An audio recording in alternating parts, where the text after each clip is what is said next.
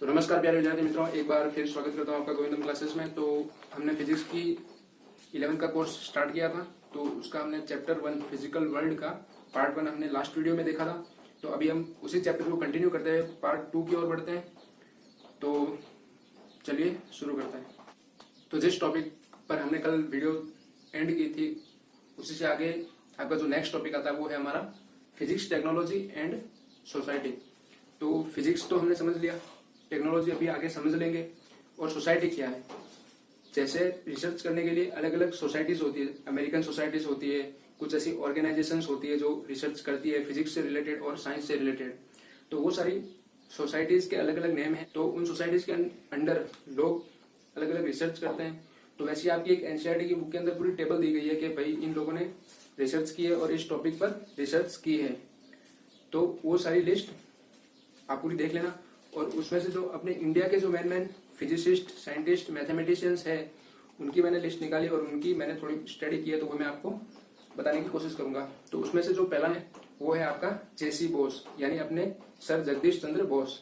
तो उन्होंने जो रिसर्च की थी वो थी आपकी अल्ट्रा शॉर्ट रेडियो वेव्स। जो अपनी शॉर्ट रेंज की रेडियो वेव्स होती है उसके ऊपर उन्होंने रिसर्च की थी, और उनके बाद और भी साइंटिस्ट्स ने इसके ऊपर रिसर्च की, अपने आर्टिकल्स पब्लिश किए हैं। और जो दूसरा नाम है इंडिया की लिस्ट में वो है आपका सीवी रमन, चंद्रशेखर वेंकट रमन।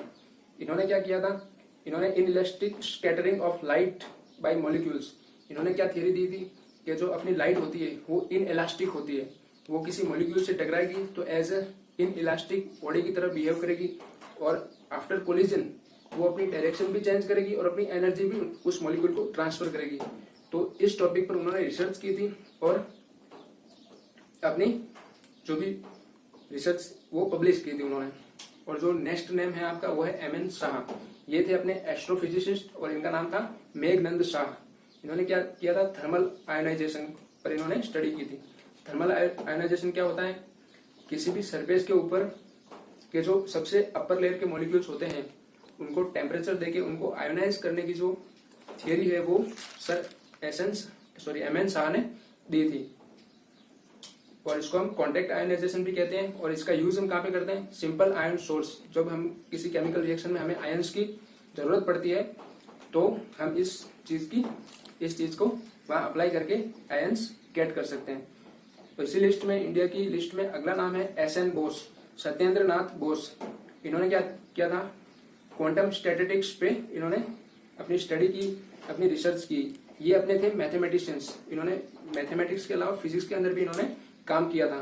तो जो क्वांटम स्टैटिस्टिक्स है उसका यूज कहाँ पे होता है, क्वांटम मैकेनिकल सिस्टम में। क्वांटम से रिलेटेड जो भी मैकेनिकल सिस्टम्स बनती है उसके अंदर इसका एप्लीकेशन है। और इंडिया की लिस्ट में जो नेक्स्ट नाम है वो आपका है होमी जहांगीर भाभा। ये भी अपने थे एक फिजिसिस्ट, और इन्होंने क्या किया था, cascade process of cosmic radiation.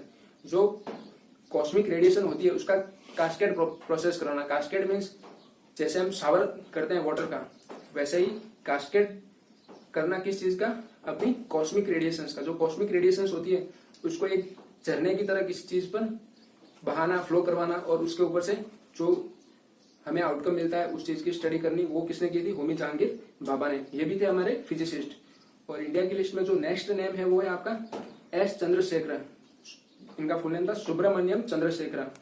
ये भी एक मैथमेटिशियंस थे, और इन्होंने क्या किया था, इन्होंने अपनी स्टडी की थी पूरी स्टार्स और एस्ट्रोलॉजी से रिलेटेड। तो जो ऐसा कहा जाता है कि इनकी रिस्पेक्ट में, इनकी मेमोरी में एक लिमिट दी गई थी जिसे कहते हैं चंद्रशेखर लिमिट। तो वो लिमिट क्या होती है कि किसी ऐसे यूनिवर्स के ऑब्जेक्ट का मास अगर सन के मास से 1.4 टाइम्स से ज्यादा हो जाए तो वो क्या होगा, वो स्टार स्टेबल नहीं रहेगा, उसकी स्टेबिलिटी कम हो जाएगी। ऐसी उन्होंने रिसर्च की थी, और उसी उनकी याद में ही हमें इसे चंद्रशेखर लिमिट कहते हैं, जो है हमारी 1.4 टाइम्स ऑफ मास ऑफ सन। और इन्होंने दूसरी क्या स्टडी की थी, स्ट्रक्चर और इवोल्यूशन ऑफ स्टार्स पर इन्होंने स्टडी की थी कि स्टार्स के स्ट्रक्चर कैसे होते हैं, वो कैसे इवोल्यूट हुए हैं, वो कैसे ड्वार्फ फॉर्म से एकदम ब्लैक होल फॉर्म तक जाते हैं, वो सारी स्टडी इन्होंने की थी। तो ये थे हमारे सारे इंडिया के साइंटिस्ट, फिजिसिस्ट और एस्ट्रोफिजिसिस्ट और मैथमेटिशियंस। तो इन्होंने पूरी जो स्टडी की वो अलग अलग सोसाइटीज के अंडर में की थी। इनके बाद भी ऐसे बहुत सारे साइंटिस्ट और फिजिसिस्ट आए हैं जिन्होंने आगे इस स्टडी को कंटिन्यू किया और बहुत सारी चीजें पब्लिश की है। तो ये है आपका फिजिक्स के अंदर स्कोप। अगर आप भी फिजिक्स के बाद फिजिक्स के फील्ड के अंदर आप अगर स्टडी करना चाहते हैं तो ये आपकी एज ए इंस्पिरेशन आपके काम आएगी। तो ये टॉपिक यहाँ पे एंड होता है। तो अगला टॉपिक है हमारा फंडामेंटल फोर्सेस इन नेचर, यानी नेचर के अंदर जो फंडामेंटल फोर्सेस हैं, जो फंडामेंटली एक्ट करते हैं बहुत बेसिक लेवल पर, उन सारे फोर्सेस को एक्सप्लेन किया गया है। तो वो सारे फोर्सेस हम वन बाय वन देख लेते हैं। तो पहला फोर्स है हमारा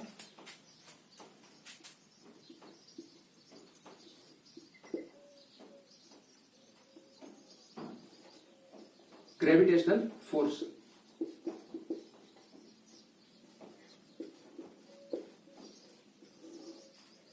ये हमारा फंडामेंटल फोर्स है। इसका स्टेटमेंट सर आइजैक न्यूटन ने दिया था। तो उन्होंने जो स्टेटमेंट दिया है वो कुछ इस टाइप से है कि कोई भी दो बॉडीज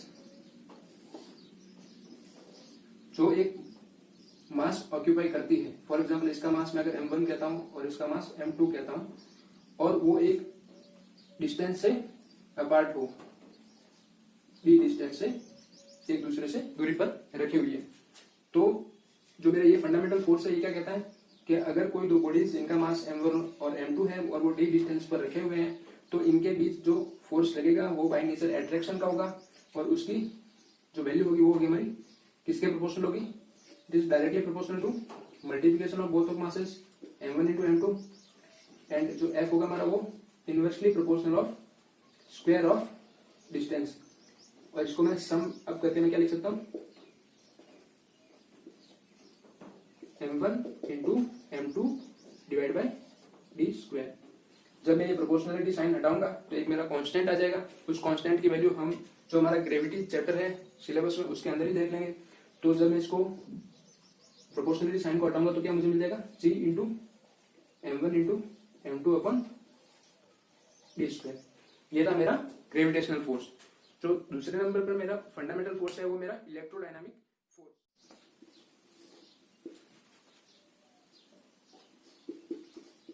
इलेक्ट्रो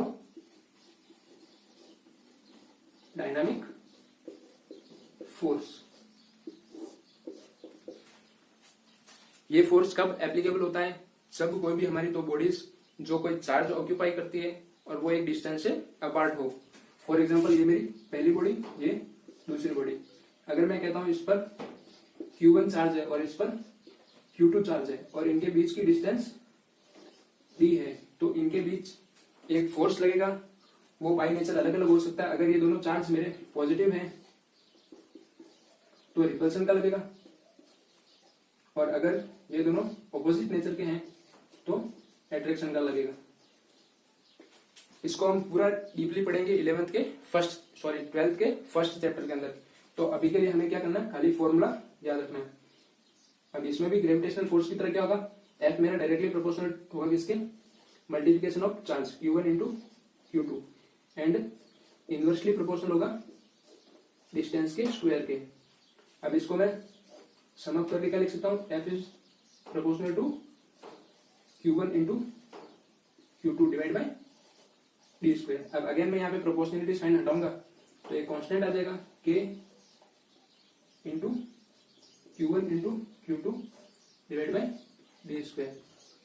तो अभी के लिए खाली ये फॉर्मूला और स्टेटमेंट हमको ध्यान में रखनी है। 12th के अंदर इसको पूरा डीपली हम समझ लेंगे। अब जो तीसरे नंबर पे जो मेरा फोर्स है वो कौन सा है? Strong nuclear force. Strong nuclear force. अब ये फोर्स कहां पे लगता है? ये फोर्स लगता है आपके, इसके नेम से पता चल रहा है, ये हमारा लगेगा एटम के न्यूक्लियस के अंदर। ये हमारा एटम होता है, 10th के अंदर हमने देखा है बोर का एटॉमिक मॉडल। ऐसा हमारा एटम होता है। यहाँ पे इलेक्ट्रॉन अपनी स्पिन करते हैं। ये जो हमारी होती है वो सेंटर में क्या आती है? न्यूक्लियस।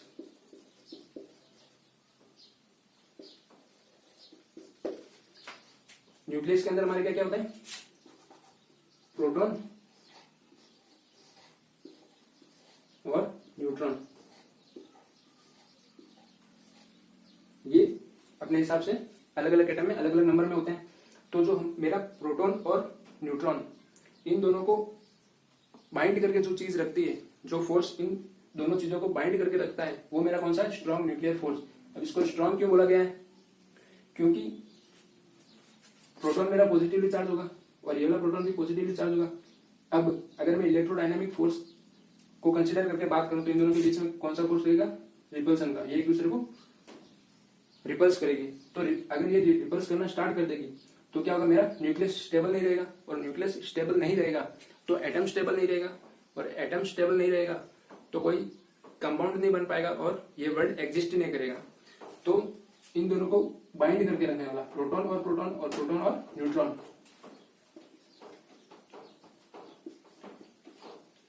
इनको बाइंड करने वाला जो फोर्स है वो है मेरा स्ट्रॉन्ग न्यूक्लियर फोर्स। अब ये स्ट्रॉन्ग होता है पर इसकी एक कमी होती है। क्या होती है? ये 10⁻⁻15 मीटर तक की रेंज तक ही लगता है। यानी इसकी रेंज में क्या लिख सकता हूं? 10⁻⁻15 मीटर। ये 10⁻⁻15 मीटर क्या हो गया? न्यूक्लियस की रेडियस ही नहीं हो गई। यानी इस फोर्स की औकात बस इस न्यूक्लियस तक ही है। न्यूक्लियस से बाहर ना ही इलेक्ट्रॉन को अट्रैक्ट कर सकता है, और अगर ये किसी दूसरे एटम के साथ जुड़ा हुआ हो तो उसके न्यूक्लियस के साथ भी इसका कोई लेना देना नहीं रह जाएगा। तो ये था हमारा स्ट्रॉन्ग न्यूक्लियर फोर्स। ये सबसे स्ट्रॉन्ग फोर्स होता है। जो अब मेरा 4th नंबर पर जो फोर्स है वो है कौन सा? Weak nuclear force. अगेन यहाँ पे वर्ड आ रहा है मेरा न्यूक्लियर, मीन्स ये कहां पे लगेगा? न्यूक्लियस के अंदर। तो हमने न्यूक्लियस के अंदर अभी देखा कि proton proton neutron neutron neutron proton, ऐसे बहुत सारे प्रोटॉन और बहुत सारे न्यूट्रॉन्स होंगे। तो इसके अंदर और क्या होता है? छोटे छोटे पार्टिकल दूसरे और भी होते हैं। जैसे एक होता है आपका न्यूट्रिनो, बीटा पार्टिकल आपके होते हैं। तो हम एटम को जब हीट देते हैं या कोई रिएक्शन के अंदर अगर वो रिएक्शन कोई परफॉर्म कर रहा हो कोई हायर टेम्परेचर पर, तो क्या होता है? ये न्यूट्रिनो और क्या होता है? बीटा रेडिएशन, ये रेडिएट होना स्टार्ट होते हैं। और अगर मुझे एटम को स्टेबल करके रखना है तो क्या करना पड़ेगा? इन दोनों को पकड़ के रखना पड़ेगा। तो इन दोनों को पकड़ के रखने वाला जो फोर्स होता है वो मेरा कौन सा होता है? Weak nuclear force. इन दोनों को यहाँ पे स्टेबल करके रखने वाला जो फोर्स होगा वो मेरा होगा वीक न्यूक्लियर फोर्स। अब ये वीक होता है बाय नेचर, नाम इसका वीक है, लेकिन ये स्ट्रॉन्ग होता है, स्ट्रॉन्गर देन ग्रेविटेशनल फोर्स।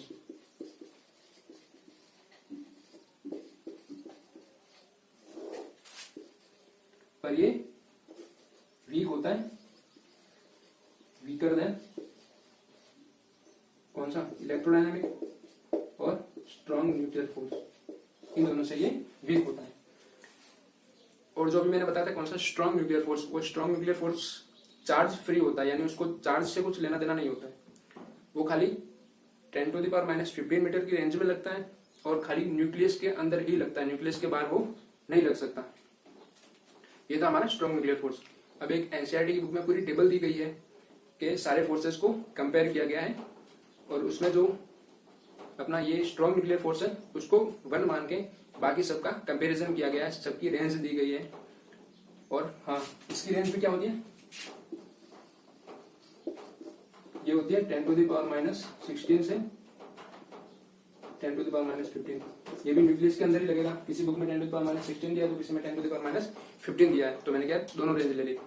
तो ये है हमारे फंडामेंटल फोर्सेस। इनका कंपैरिजन का टेबल की मैं बात कर रहा था। तो उस टेबल के अंदर स्ट्रॉन्ग न्यूक्लियर फोर्स को 1 एज्यूम करके बाकी सारे फोर्सेस की स्ट्रेंथ बताई गई है, जिसमें अपना स्ट्रॉन्ग न्यूक्लियर फोर्स सबसे ज्यादा स्ट्रॉन्ग है। उसके बाद दूसरे नंबर पे है मेरा इलेक्ट्रोडायनामिक फोर्स, तीसरे नंबर पे है मेरा वीक न्यूक्लियर फोर्स, और चौथे नंबर पे है मेरा ग्रेविटेशनल फोर्स। अब जो इलेक्ट्रोडायनामिक फोर्स है और जो ग्रेविटेशनल फोर्स है उनकी रेंज इनफाइनाइट तक है, इन्फिनिटी तक वो एक दूसरे को अट्रैक्ट या रिपल्स कर सकते हैं। जबकि स्ट्रॉन्ग न्यूक्लियर फोर्स और वीक न्यूक्लियर फोर्स की रेंज मेरी न्यूक्लियस तक ही लिमिटेड है। तो ये सारे फंडामेंटल फोर्सेस हमने देख लिए। एग्जाम में थियरी बेस्ड क्वेश्चन पूछ सकता है कि आप फंडामेंटल फोर्सेस एक्सप्लेन कीजिए। तो हमको इसी तरह एक्सप्लेन कर देना है सिंपली, और सारे स्टेटमेंट्स हमको याद होना चाहिए। जितना हम वर्ड टू वर्ड लिखें उतना एग्जामिनर के लिए ज्यादा बेटर होता है आपको इवेल्युएट करना।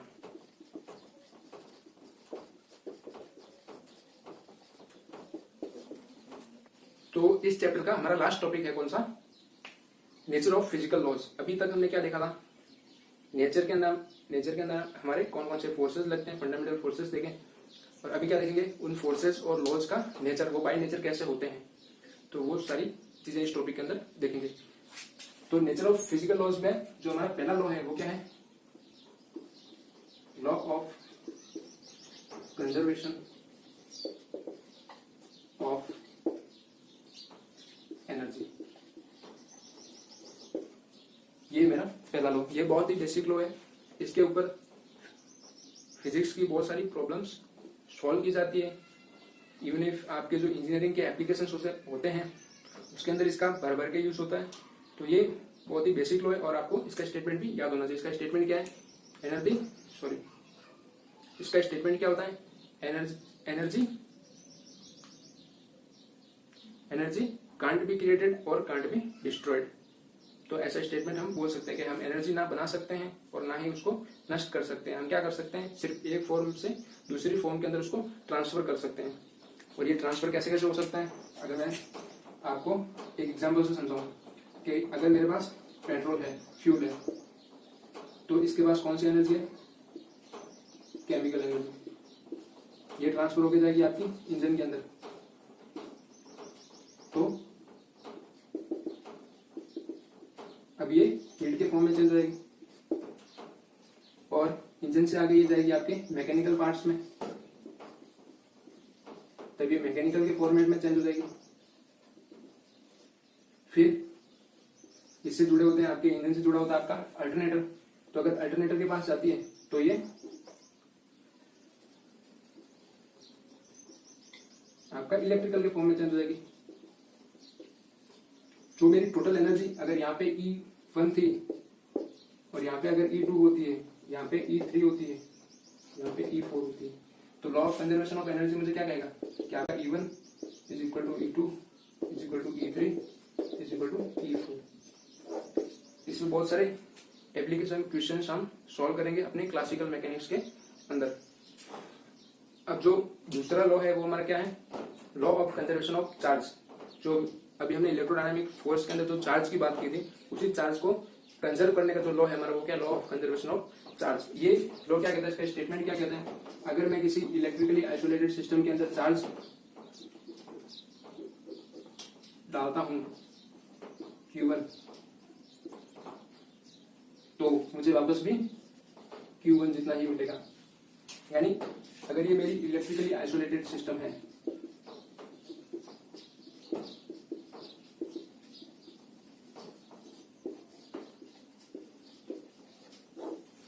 इलेक्ट्रिकली आइसोलेटेड मतलब इन दोनों के सिवाय ना तो इसके अंदर कोई चार्ज जा सकता है और ना कोई इसके अंदर से चार्ज बाहर निकल सकता है।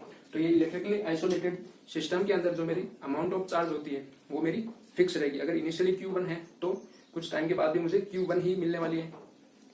1 घंटे बाद देखूंगा तो भी Q1 मिलने वाली है, 1 महीने बाद देखूंगा तो भी Q1 मिलने वाली है, और 1 साल बाद भी देखूंगा तो भी Q1 ही मिलने वाली है, जब तक मैं खुद उसको चेंज ना कर दूं। तो ये होती है मेरी, ऐसे लिख दूंगा Q1 इक्वल टू Q2, जितना इनपुट उतना आउटपुट। ये है law of conservation of charge. ये चीज हमने देख ली।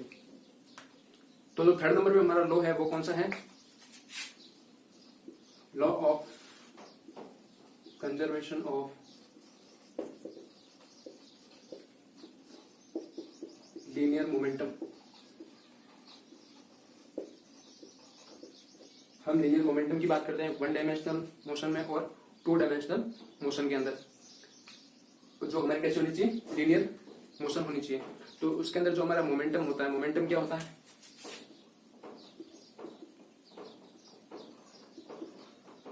P बराबर mv। ये जो मोमेंटम है हमारा वो क्या रहेगा, कांस्टेंट। फॉर एग्जाम्पल अगर एग्जाम्पल से बताना चाहूं तो जैसे मेरे पास एक बॉल यहाँ पे पड़ी थी, और अगर दूसरी बॉल ये V1 से मूव कर रही है, इसका मास है m1, और ये इनिशियली आपकी स्टेशनरी कंडीशन पर है और इसका मास है m2। ऐसी सारी प्रॉब्लम्स हमें सॉल्व भी करनी है। तो एक छोटा सा ओवरव्यू आप यहाँ पे देख लो। तो इसमें पूरी सिस्टम का जो मेरा क्या होगा, momentum initial equal to momentum final. ये क्या है मेरा कंजर्वेशन। जितना मेरा पहले था उतना ही मेरा बाद में रहने वाला है। तो law of conservation of linear momentum, इसका स्टेटमेंट कुछ ऐसा है कि the linear momentum of a system remains constant until and unless any external momentum is added to the system। जब तक सिस्टम के अंदर कोई बाहर से ना तो फोर्स आएगा ना कोई ऐसा मोमेंटम आएगा, तब तक मेरी सिस्टम का मोमेंटम कांस्टेंट रहने वाला है। तो ये है मेरा law of conservation of linear momentum. अभी 4th नंबर पर मेरा जो लॉ है वो है law of conservation of angular momentum. अभी हमने लीनियर मोमेंटम की बात की थी, अभी एंगुलर मोमेंटम की। Law of conservation of angular momentum. Angular momentum क्या होता है मेरा, mv/r। इस चीज के बारे में भी पूरा भर के पढ़ेंगे जब हम रोटेशनल मोशन पढ़ेंगे। तो तब तक के लिए खाली फॉर्मूला देख लो। और जो लॉ का स्टेटमेंट वो क्या है, the angular momentum of a body remains constant until and unless any external torque is applied to the system। जब तक सिस्टम के ऊपर कोई एक्सटर्नली टॉर्क अप्लाई नहीं किया जाएगा तब तक मेरी सिस्टम का जो मोमेंटम है, एंगुलर मोमेंटम, वो क्या रहेगा, कांस्टेंट रहेगा। यानी अगर मैं इसको फॉर्मेट में लिखना चाहूं ऐसा, initial angular momentum equal to final angular momentum. ये मेरे सिस्टम का क्या रहेगा, कांस्टेंट। तो अभी ये चैप्टर का लास्ट टॉपिक था और लास्ट टॉपिक यहाँ पे फिनिश होता है।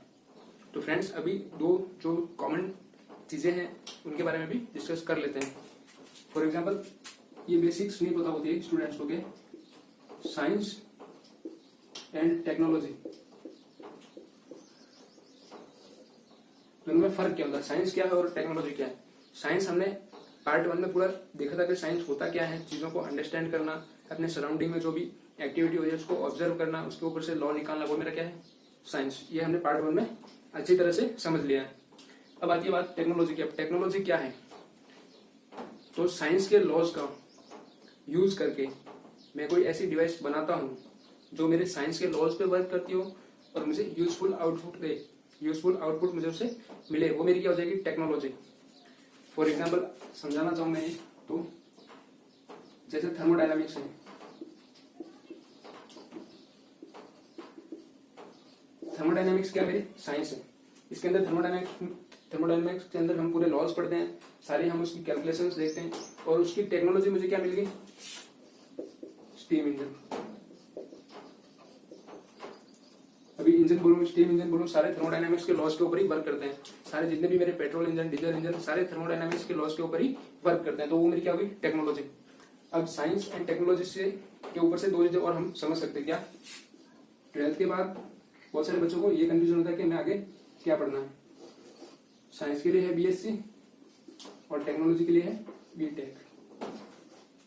तो बीएससी किसके ओरिएंटेड होती है, साइंस से रिलेटेड, यानी हम इसमें क्या पढ़ेंगे, सारे लॉज पढ़ेंगे, जितने भी thermodynamics, fluid mechanics, classical mechanics, तो वो सारी मैकेनिक्स के हम क्या पढ़ेंगे, इसमें लॉज पढ़ेंगे। और उन सारी चीजों का एप्लीकेशन हम किसमें पढ़ेंगे, बीटेक के अंदर। बीटेक के अंदर हम क्या करेंगे, टरबाइन हुआ मेरा, बॉयलर हुआ, इंजन हुए, ये सारे उसके क्या है, एप्लीकेशंस। तो बीएससी के अंदर मैं क्या पढ़ूंगा, थियरीज एंड लॉज। जबकि बीटेक के अंदर मैं क्या पढ़ूंगा, थियरी तो पढ़नी ही है, साथ में एप्लीकेशन ऑफ थियरीज। तो ये भी बहुत बेसिक चीज है जो मोस्ट ऑफ स्टूडेंट्स को नहीं पता होती है, और वो फ्लो के अंदर यानी एक हर्ड के अंदर चीजों को चूज कर लेते हैं कि मेरा फ्रेंड बीएससी कर रहा है तो मुझे भी बीएससी करनी है, मेरा फ्रेंड बीटेक कर रहा है तो मुझे भी बीटेक करनी है। अब अगर आप बाई नेचर थियरीज पढ़ने के कैपेबल हो, आपको थियरीज अच्छी लगती है, लॉज अच्छे लगते हैं तो आप बीएससी कीजिए। अगर आपको एप्लीकेशन अच्छे लगते हैं तो मेरी तरह बीटेक कीजिए। तो दोस्तों पहला चैप्टर यहाँ पर लगभग फिनिश हो चुका है पूरा। अभी आपको एक्सरसाइज परफॉर्म करनी है, तो उसके अंदर एमसीक्यूज भी है और थियरी वाले क्वेश्चंस भी है। हालांकि बोर्ड इस चैप्टर से थियरी बहुत कम पूछता है, लेकिन ये सारे बेसिक्स है। जैसे किसी चीज का इंट्रोडक्शन कितना मायने रखता है वो हमें मालूम होना चाहिए कि इंट्रोडक्शन हमें पता है तो हम पूरी चीज को, पूरी बुक का यानी पूरे सब्जेक्ट का हम ओवरव्यू यहाँ पे देख लिया हमने। ओवरव्यू कि कौन कौन से लॉज हम पढ़ने वाले हैं, कौन कौन सी थियरीज आगे आने वाली है, कौन कौन से एप्लीकेशन हम देखने वाले हैं, तो वो सारी चीजें इंट्रोडक्शन के अंदर आती है। तो इंट्रोडक्शन का चैप्टर सबसे ज्यादा इंपॉर्टेंट होता है। सारे चैप्टर के अंदर जो इंट्रोडक्शन वाला पोर्शन दिया हुआ होता है वो हमें जरूर पढ़ना चाहिए। हमें पता चलता है कि चैप्टर के अंदर क्या क्या गिवन है। तो यहाँ पे पहला चैप्टर पूरा होता है। तो एक चीज और डिस्कस करनी बाकी है कि कल मैंने क्या कहा था आपको कि रिडक्शन क्या है। Reduction is the heart of physics, ये मैंने स्टेटमेंट लिखा था।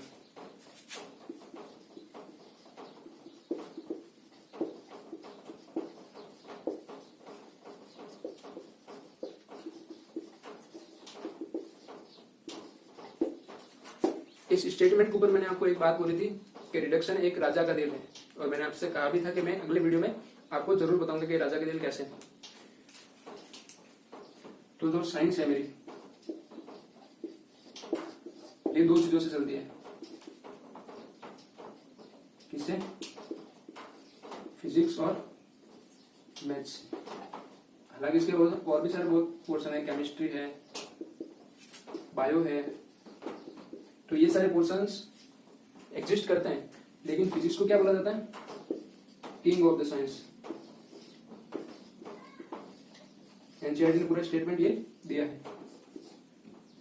और मैथ्स को क्या बोला? Queen of science. तो देख लो भाई, अभी फिजिक्स है मेरी साइंस का राजा, और राजा का दिल है मेरा रिडक्शन। तो ये चीज कितनी इंपॉर्टेंट है।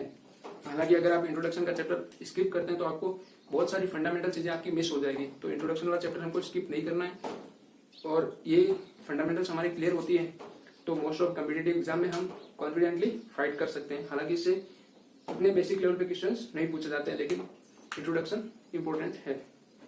तो थैंक यू सो मच। यहाँ पे पहला चैप्टर मैंने कंप्लीट कर दिया है।